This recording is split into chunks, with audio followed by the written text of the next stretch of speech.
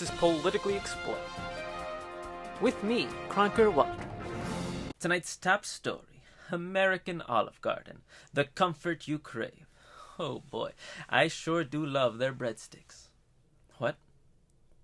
Oh, crap. Apparently I made a mistake reading the script, and, my cameraman Tony just informed me that the real top story for tonight is American Oligarchy, which is terrible news for me, because I kind of got Olive Garden to sponsor this episode because I told them we'd be talking about them and their delicious breadsticks. Oh boy. They are going to be humongo pissed. But Olive Garden's impending wrath aside, a recent study found that since 2009, the top 12 donors have given $1 out of every $13 given to a national political candidate or political group. Now, that's approximately 8% of all donations. Now, that study specifically looks at donations after 2009, because 2010 is when the Supreme Court opened the floodgates for the wealthy to give as much money as they want via super PACs in the now infamous case of Citizens United. Now, 11 years later, this is the result. A group of only 12 people being behind $1 out of every $13 donated in the past 11 years.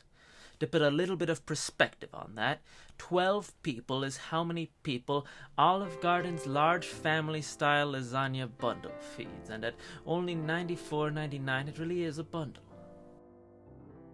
What's also probably an amazing bargain is the $3.4 billion that the hyper-donor dozen have given away since 2009 to buy off our politicians. But at least the hyper-donor dozen are a diverse bunch, ranging all the way from rich white Wall Street executives to rich white Facebook co-founders. And all the way from a multi-billionaire who spent $350 million on their own campaign only to lose the Democratic primary, all the way to another multi-billionaire who spent $1 billion on their own campaign only to lose the Democratic primary. However, there is some good news. Of the 12 mega donors, they are exactly evenly split, with 6 being Democratic donors and 6 being Republican donors. I guess being totally dependent on big money is one of the few bipartisan things left in this country that can unite Democrats and Republicans alike.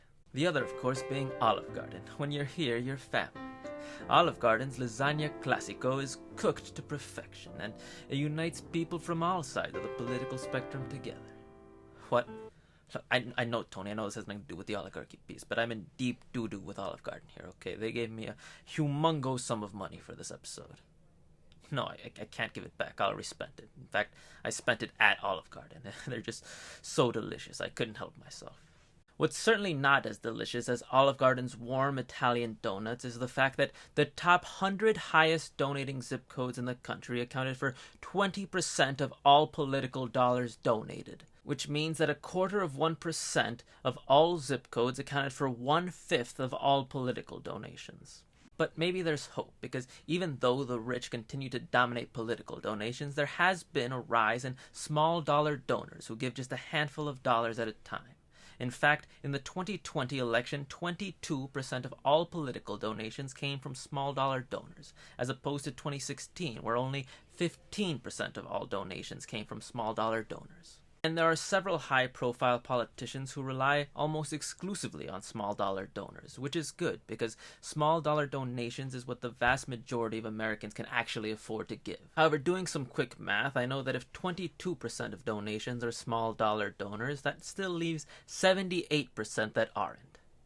But there is some good news, because there's currently a bill in Congress called the For the People Act, which amongst other things would match small dollar donations 6-1, which means if you were to give a candidate of your choice $10, the government would match it with $60, which would boost the donations by regular people a lot and dilute the influence of the hyper-rich in our politics. So that hopefully our politicians will be a little bit less dependent on the money of the hyper-rich and a little more dependent on the actual will of the people, kind of like a democracy or something. But all of that into perspective, a 6-1 small dollar donation match is somehow an even better deal than Olive Garden's tour of Italy, which is 3 classic Italian entrees on a single dish. Now, that's a 3-1 deal, but this is a 6-1 small dollar donation match, so it's kind of like getting 2 tours of Italy for the price of 1.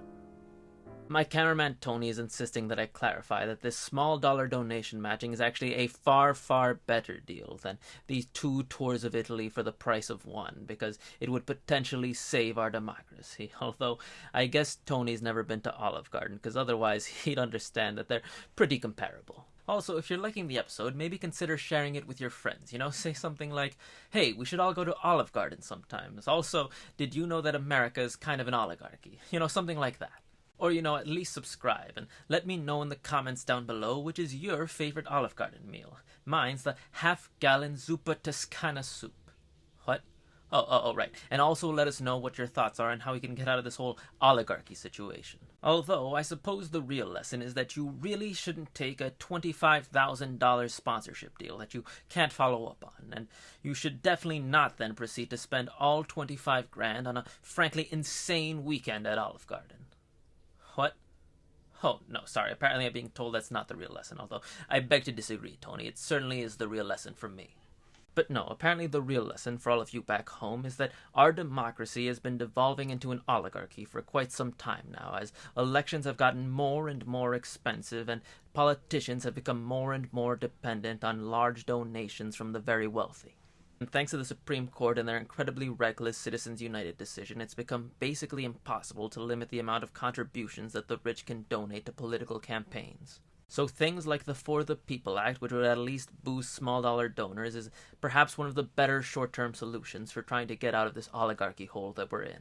But even things like the For the People Act really only have a serious chance of passing if there's reforms to things like the filibuster. So it's going to take a lot of fighting to get out of this oligarchy hole, because the corporate elite certainly won't help us, because they're the ones buying the politicians. And while the politicians who are totally dependent on large sums of money, well, they're only going to do something seriously if we really force their hand. So it's up to us, everyday Americans, and it's going to take a lot of work, but maybe that's worth it to save our democracy.